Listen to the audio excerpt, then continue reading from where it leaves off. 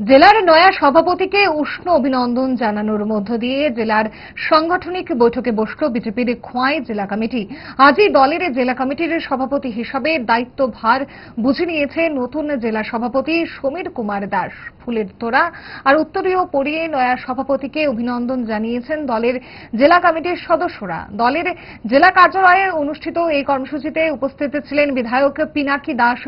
চৌধুরী, প্রাক্তন জেলা সভাপতি বিনয় দেববর্মা, জেলা পরিষদের সভাধিপতি অর্পণা সিংহ রায় সহ অন্যান্যরা। নতুন পদে দায়িত্ব গ্রহণ করে দলীয় সংগঠন বিস্তারে কি ভাবনা রয়েছে, প্রশ্নের উত্তরে কি জানালেন নয়া সভাপতি সমীর কুমার দাস, দেখুন।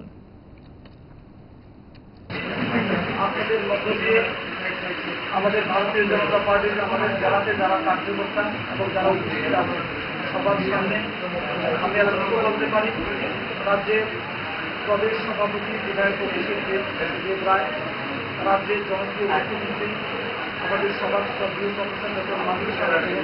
সহ আমাদের জেলার যারা নেতৃত্ব, যারা আমার উপর আস্থা রেখেছেন, আমি দলের নীতি নিয়ম অনুযায়ী 100% তাকে পাথরে করে এবং যারা আমাদের নেতৃত্ব অভিভাবক, যারা প্রবীণ, তাদের পরামর্শ নিয়ে আমি আমাদের সংগঠন বিস্তারে মনোযোগী হব এবং ঐক্যবদ্ধভাবে খোয়াই জেলা থেকে কামমুক্ত করার জন্য